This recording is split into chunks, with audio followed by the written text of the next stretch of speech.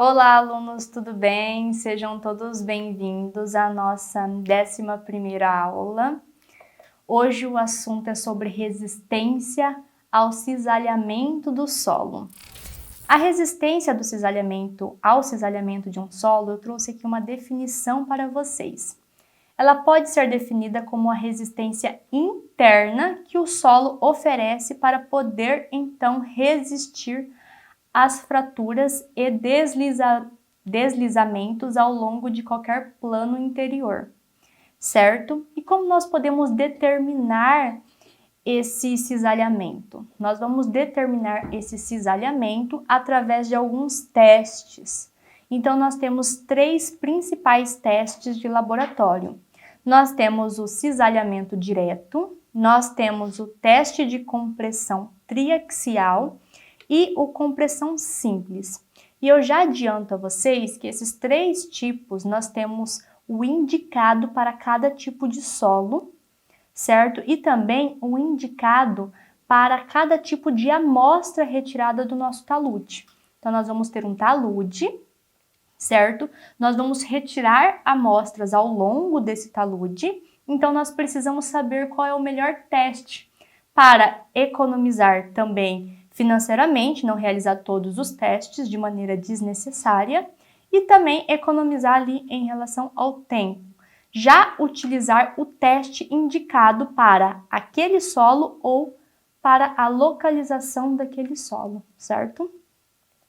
Então, qual que é o propósito? O propósito de obter os parâmetros de resistência ao cisalhamento. E quais são esses parâmetros?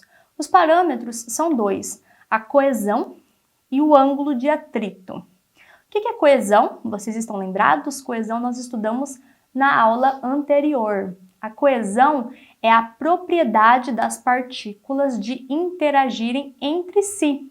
Então, quanto mais coeso um solo, mais próximo as partículas desse solo estão entre si, certo? Inclusive, um adendo, né? Em relação às argilas são consideradas um material bastante coeso.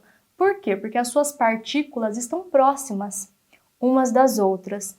Já a areia, por exemplo, o material arenoso, a gente não pode contar com essa coesão.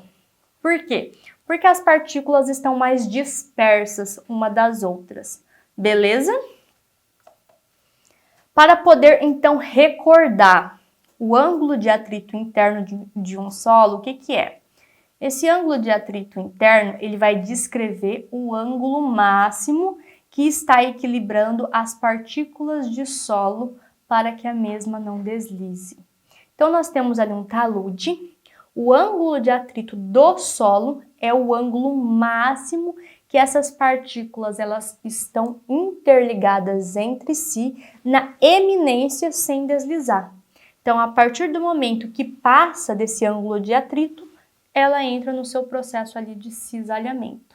Então, por isso que é importante estudar esses 2 parâmetros, certo? Para entendermos qual é a eminência, quais são os valores e os critérios máximos que nós podemos adotar e utilizar. E a coesão do solo, como já dito anteriormente, é a força atrativa entre as superfícies das partículas. Em outros termos, a resistência ao cisalhamento do solo é composto basicamente por 2 elementos, a força coesiva e a força de atrito entre as partículas. Nós temos aqui uma formulação que vai interligar, que vai correlacionar o Czinho, que é da coesão, mais a tensão normal em função da tensão total, vezes a tangente de um ângulo, e esse ângulo é o ângulo de atrito. Como vocês podem perceber, e como dito já anteriormente, a minha tensão, o meu cisalhamento do meu solo vai depender desses 2 fatores, certo? Da coesão e do ângulo de atrito. Para isso, nós vamos utilizar alguns testes de laboratório. O primeiro teste que nós vamos conversar é o do cisalhamento direto. O princípio do teste de cisalhamento direto é, então, inserir uma tensão normal em uma amostra de solo e verificar, então, a tensão de cisalhamento que vai levar à falha. Desta forma, nós temos uma pequena amostra do solo que é inserida em uma caixa de cisalhamento retangular. Esta caixa é, então, colocada em uma prensa, de modo a ler e encontrar esses valores. O teste ele pode ser realizado em duas condições, tá?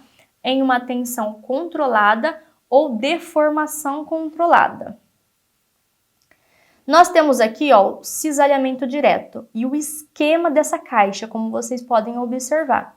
Nós temos o P, que é a carga vertical, que é mantida constante, e nós temos o F, que é a carga horizontal, que ele vai crescer até entrar em ruptura. Então, como vocês podem perceber, aonde o F está sendo aplicado é móvel. Então, ele vai aplicar até aquele solo cisalhar, beleza? E esse ensaio ele é repetido para 3 ou mais corpos de provas idênticos, utilizando valores diferentes de P. Nós temos aqui um esquema dessa caixa, certo? Da nossa prensa e do extensômetro utilizado para poder medir, então, essa força cisalhante. Nós também temos o teste triaxial. Como que se comporta esse teste triaxial? Este ensaio é teoricamente mais completo do que o anterior e é também o mais utilizado. Ele é realizado em um dispositivo constituído por uma câmara cilindra com paredes transparentes na qual a amostra é colocada, envolta por uma membrana de borracha muito fina. Então, nós temos ali as tensões que são aplicadas tanto verticalmente quanto horizontalmente. E nós temos a entrada da água e a aplicação de uma pressão confinante e a drenagem ou a medição da nossa pressão neutra.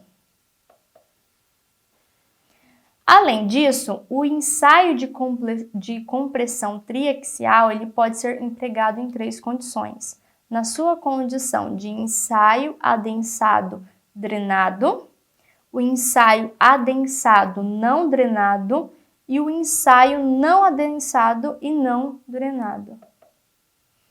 E o que é importante, né? Nós distinguirmos os 3.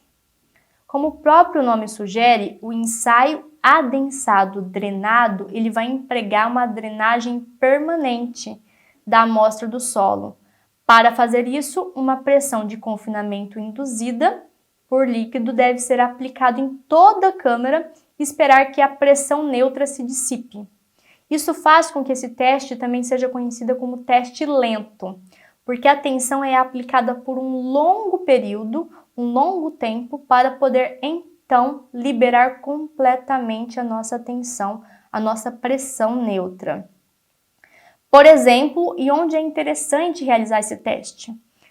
É interessante realizar esse teste em amostras de provas de solo argiloso, e ele pode levar até 20 dias ou mais. Como eu disse anteriormente, para cada tipo de solo, nós temos um teste adequado. E então, para a nossa argila, né, o indicado é o teste triaxial na sua condição adensado drenado, porque o teste vai simular o comportamento da argila. Além disso, verificando a variação do volume do solo durante o ensaio, é possível determinar a quantidade de água que vai sair da amostra. O outro teste é o teste adensado não drenado. O que vai diferenciar do anterior? Vai aplicar uma tensão de confinamento e dissipa apenas a pressão neutra apropriada, comprimindo assim a amostra sob compressão e, portanto, pode ser chamado de um teste rápido pré-adensado. Esse teste ele é mais comumente usado porque leva menos tempo do que o anterior. Lembra que nós tínhamos citado que o anterior pode levar até 20 dias? E obtém a resistência em termos de tensão efetiva do que o teste lento. Finalmente, nós vamos conversar sobre o teste não adensado não drenado. Não permite a drenagem nem ao aplicar a tensão confinante, nem durante o carregamento axial. Por esse motivo, esse teste é conhecido como um teste rápido, porque o torna mais ágil do que todos os outros, pelo fato de não dissipar a pressão neutra. No entanto, a resistência é obtida em termos de tensão total e a amostra não muda de volume quando saturada. E, por último, nós vamos conversar sobre o teste de compressão simples. A carga é aplicada progressivamente, traçando dessa forma uma curva de tensão-deformação, diretamente por um dispositivo acoplado ao aparelho utilizado para este ensaio. Em função da resistência à compressão, determina-se o valor da coesão de um solo puramente coesivo. Então, esse tipo de ensaio ele é indicado para um solo puramente coesivo. Resistência ao cisalhamento das areias. A respeito da resistência da areia, tanto na sua condição pura ou contendo 50% a mais de areia, uma porção de no mínimo 50% de areia, vai receber a classificação de um solo granular por não apresentar a coesão. Dessa forma, a sua resistência ao cisalhamento é determinada apenas em função do ângulo de atrito interno. A parcela do C, que é de coesão, vai ser uma parcela que vai ser desconsiderada. Entre os fatores que vão influenciar o valor do nosso ângulo de atrito, vale destacar a compacidade, a forma e o tamanho das partículas. Considerada um solo altamente permeável, permite dissipar a pressão neutra e a sua resistência é então determinada em função da tensão efetiva. Dessa forma, para as areias, os testes indicados e ideais é do cisalhamento direto ou da compressão ou teste de compressão triaxial. Já em relação os principais fatores que vão afetar a resistência ao cisalhamento dos solos coesivos, agora nós estamos falando dos solos coesivos. É o estado da compactação desse solo, as condições de drenagem, a taxa e velocidade de aplicação da carga. E também a baixa permeabilidade devido à coesão dessas partículas. Então, para as argilas, a força é determinada pela força coesiva, pela parcela da força coesiva e pelo ângulo de atrito. Sendo assim, o teste mais adequado para uma análise completa, tratando-se então de um material coesivo, é a nossa compressão triaxial. Como nós podemos observar, então nós já determinamos quais são os ensaios indicados, os melhores ensaios para determinados tipos de solo. E como eu disse anteriormente, no início do vídeo, além de determinar o melhor ensaio, o ensaio mais indicado para o tipo do solo, nós vamos indicar o melhor ensaio para cada ponto de retirada da nossa amostra em um talude. Então, como nós podemos observar, nós temos um talude que apresenta 3 pontos, tá? Nós temos ali, no pé do talude, o ponto 1, próximo do pé do talude, o ponto 2, que é um ponto intermediário, e o ponto 3. Vamos conversar um pouquinho quais são os tipos de ensaio indicado para cada um desses pontos. O número 1, que está próximo ali ao pé do talude, o solo ele vai segregar ao meio no sentido horizontal. Então, o melhor ensaio indicado para este ponto de análise é o ensaio de cisalhamento direto. O mesmo raciocínio vale para o ponto 3, tá? Por se tratar ali de um ponto próximo à nossa crista do talude, o plano de ruptura indicado é paralelo às faces do elemento. Então, também é indicado um ensaio de cisalhamento direto, por conta da maneira que vai realizar a ruptura naqueles pontos. Já o elemento no ponto 2, que fica no centro da superfície de ruptura, vai sofrer um plano de ruptura na diagonal. O que isso significa? Próximo ao ângulo de ruptura alfa, que possui uma inclinação de 45 graus mais φ dividido por 2.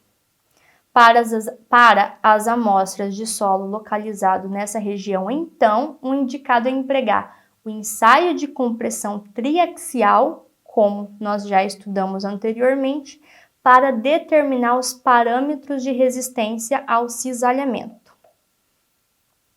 Além disso, pessoal, nós temos algumas correlações. Quais são essas correlações? Lembra que nós estudamos o NSPT? Além de estudar o NSPT, caso não seja possível realizar esses ensaios em laboratório, o NSPT nós temos algumas correlações em relação ao tipo, a designação da areia, do material, né? Não só da areia, do material, e o NSPT. Através dessas correlações, nós temos alguns ângulos de atrito. Então, você pode utilizar esses ângulos de atritos de acordo com as correlações para encontrar sua tensão de cisalhamento. E o mesmo vale para coesão.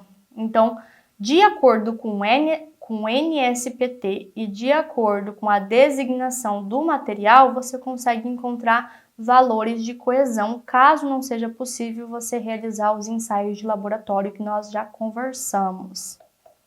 Certo? Então, pessoal, muito obrigada e vejo vocês na nossa próxima aula.